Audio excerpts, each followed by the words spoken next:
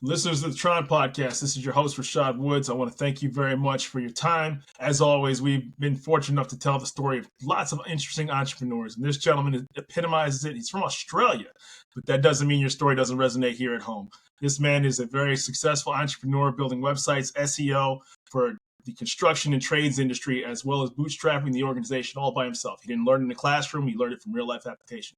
Wes Towers, ladies and gentlemen. Thanks, Rashad. It's fantastic to be here today. It's nice and early for me at 4 a.m., but I'm all coffeeed up, fueled up, ready to talk to you. You know, it's always funny when there's no excuses, because, you built your career on that. You're up at 4 a.m. I would have never known had you hadn't said that. So it's an honor and a pleasure. You've built a very successful company, Uplift 360. But before we get into that, can you give us a little insight into your background, please? Sure. So Uplift 360 is we do websites and SEO effectively. We're a digital agency. But to get to this point in my life and business, it feels like a lot of ups and downs and side adventures along the journeys, even to start in the career path that I took. I mean, I was studying in high school in the 90s, and websites weren't really a thing. So the career path I ended up taking was something that wasn't in my line of sight at all. The careers counselor. None of us sort of were thinking about websites back then, but it felt like the industry found me rather than the opposite way around. So I just started on the adventure. I got into graphic design multimedia at uni and ended up studying there, finishing, got a job in a marketing company in Sydney, award-winning marketing company, by the way. So I found them actually in a book. They were in the awards book, and I just cold called them and said, hey, love the work you're doing. Can I come and show you what I've been up to at uni and whether there's a job opening? And there was, and I got that job, but they only had one computer connected to the internet on a dial-up modem, and we all shared the email address. So if you needed to send an email, you'd all go over to the one computer. Or if there was an email received and, hey, Jimmy, there's an email here for you, that sort of thing. So the world has changed so much. I feel like such an old person now when I say these sorts of things, but it feels as though business has changed so much and how we market ourselves, particularly in the last few years as things have ramped up tremendously, obviously with AI and everyone's talking about that. But it feels like it's always been evolving and changing super fast in my world. I always take the equation of, the companies that survived and evolved. I'll make an analogy to martial arts, right? I don't know if you watch UFC, but in the beginning, all the jiu-jitsu practitioners were winning, in the early stages of UFC because all these guys that were boxers and karate practitioners were like, WTF, what the heck is this, right? And so as guys had to evolve, then next you see early on, you had to be kind of a jack of all trades to be successful when it came to mixed martial arts, right? You couldn't just be a ground specialist. You couldn't just be a stand-up guy.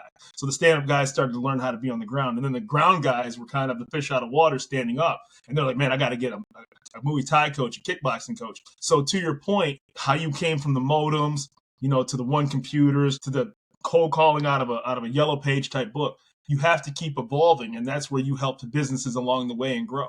And you've been at the forefront of that. Yeah, it certainly feels as your show. I love the name of the show, T.R.O.N, the randomness of nothing. So it feels in the instance that everything's just chaos and random, and there's no order in the world. But then everything snaps into alignment perfectly, and it feels as though you're on the perfect path for you. And that's what I found with websites. I mean, I'm a creative person, so the graphic design element is there, but also the technical aspect I love and enjoy as well. So it's this merging of the two things that I really enjoy. So just getting started on the path and finding the business. So that first job I was working in the marketing company, they won a website design project and they'd never done that before, but I don't know how they won the project. And they said, right, you're the young guy, you better figure out how to build this site. On the path I went, and they gave it to me. They gave me heaps of time to figure it out, and we built that site. And from there, I was their web guy. And by the time I started my own business, that's the trajectory I was on. What makes it so amazing is that obviously the specific industries that you are assisting and helping are the trades, the construction industry, manufacturing and things of that nature.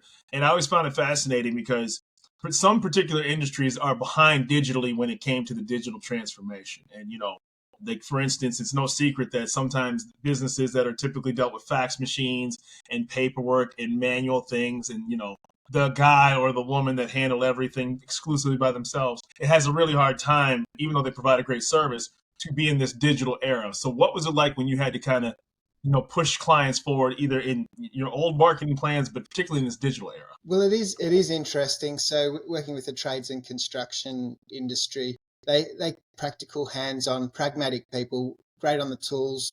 Typically, they're founder-led businesses, although sometimes it's bigger entities we're dealing with, and you never get to speak to the founder or the CEO or Right. those sorts of things you deal with the marketing companies. But it's always kind of the same. That the other thing, so they're naturally not computer tech kind of people. They're on the tools.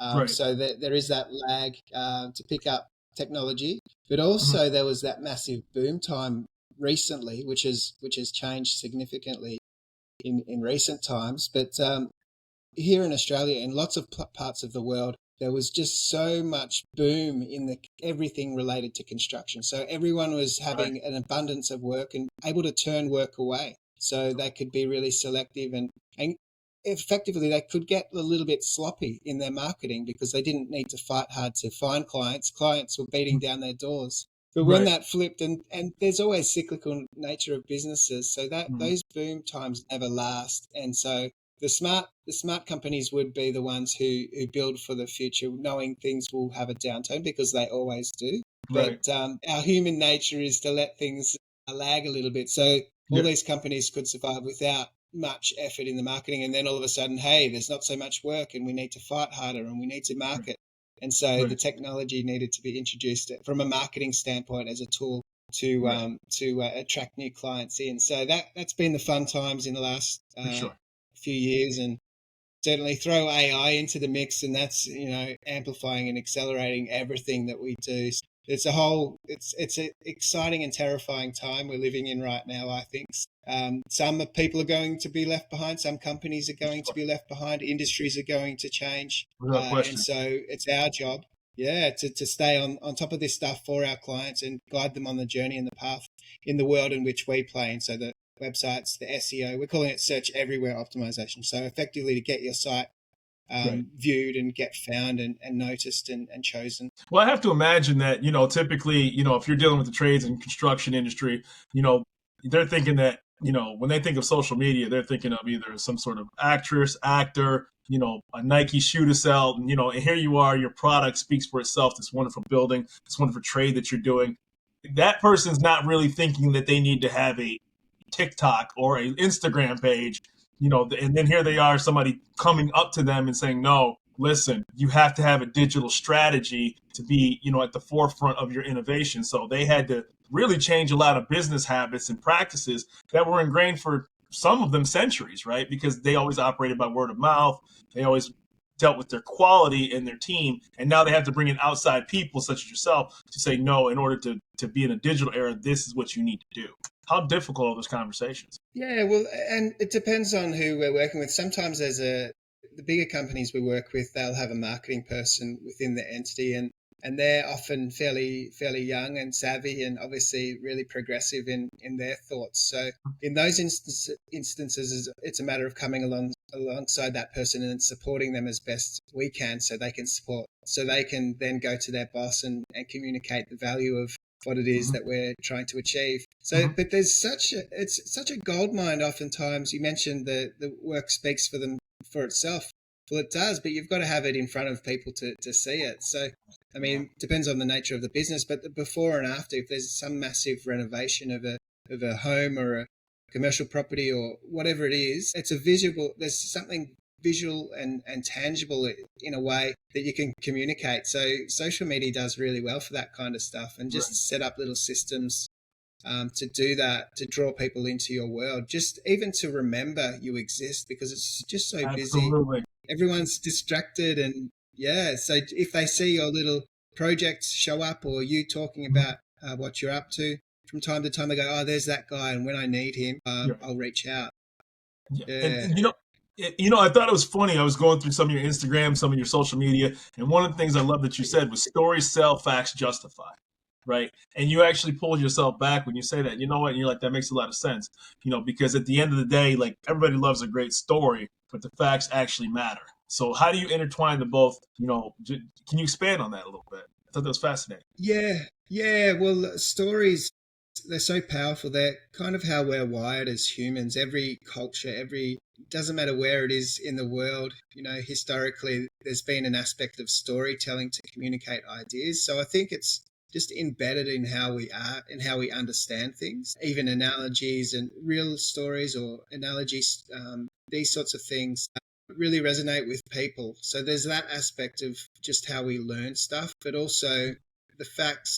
Once you've got attention and people are looking to purchase something, they're looking to solve a problem, and you might be the solution bringer of that.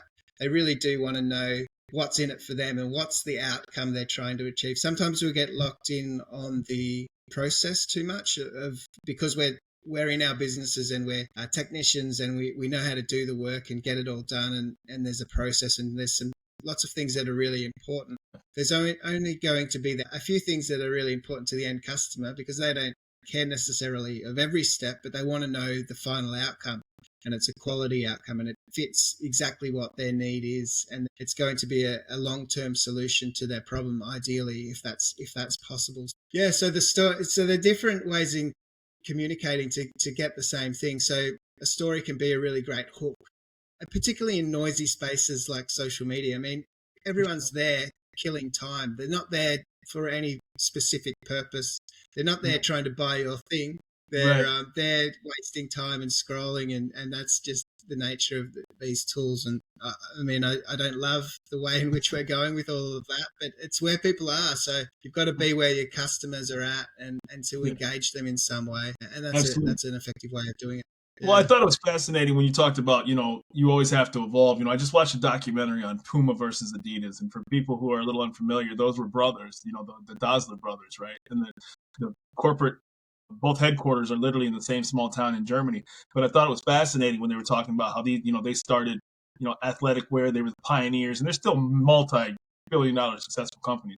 But when you talk about failure to innovate, they're even interviewing, they showed archive footage of the brothers. And Phil Knight, the founder of Nike, wanted to get them into running shoes with Adidas, and Adidas turned it down because they said, no, you don't run, on concrete. You run in the, they still had only one focus. And then lo and behold, because they missed that mark. So even successful companies can have a hole in their game that a new entry is like, this is where it's going to be at. Right. And so when you said that people kind of got happy servicing their customers and the customers will always be buying, well, they have a purchasing department that's always looking at pricing and different strategies, and they're not always going to come in the door if you fail to innovate and you don't notice certain. Yeah, that's right. That's the job of the entrepreneur, isn't it? To see the future somewhat, or perceive where it might be going, and to have a dream of what life might look like with a different sort of solution. And part of that is, particularly in the early days, if something's genuinely unique, is to communicate that value to others so they can either get on board with it, because oftentimes that's what we need to do, or to buy in, be an early adopter and get involved. So these things can be difficult, and they need leadership to make those brave decisions sometimes. Right. I mean, just with the opportunities that AI bring, obviously, there's just going to be so many of these opportunities popping up, and it's just abundance of ideas, and things are able to be done faster and cost effectively. So it's going to be really interesting to see who the big winners are in the next few years, and even a couple of years. Right. And see what happens. Well, I think it's also fascinating too, and kind of in your same field of work, is that companies that typically didn't have competition are now having competition from different sectors of business that typically they wouldn't. Right. So, even, in the construction industry right now. Right. So, you have to deal with AI, right, when it comes to being able to write certain graphic designs of how things looking, as opposed to having that person that would manually draw things out, and they have to utilize those tools, right?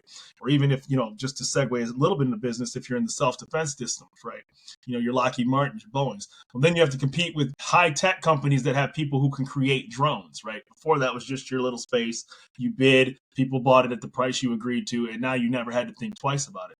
But now, like you said, with the advent of AI, technology has allowed multiple competitors, and ultimately the quality is going to rise to the top. My question is though, how do you put a cap on what's valid information to to give to a customer, because you made a point of having, SEO optimization, but now people have to SEO optimize Chat GTP as well. Yeah.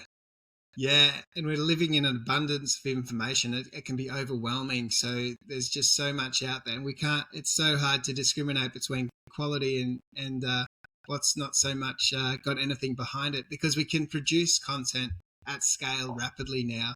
Obviously, everyone knows and everyone's doing it. Just jump on ChatGPT and ask for an article about anything, and you can publish that in your website, and it will read pretty well, and it'll have a lot of good points. And so it's so appealing to just jump on the tools and do that. And even video, we're seeing amazing videos produced now. Amazing now, but imagine what it's going to be in a year or two's time. It's just really the early days of all this stuff. So the content production is easy and getting easier and easier, but the message in which to create a message which will stand out, that has some substance behind it, and it's bringing something new to the world, is going to be what wins. Because as you can imagine, so we work with search engine optimization, so to show up as highly as you can in Google, but also to show up in all the large language models. And they're all trying to achieve the same thing. A lot of people get stuck on the geeky kind of words and how it all works and the tech, but they're all trying to surface the most important, most relevant information for the person looking for an answer to something. So you've got to be the one, you've got to be the business who's publishing something that's genuinely adding value to the world. That's difficult in such a noisy space. But the way to get to that point is to really think about what sets you apart, what makes you unique, what's your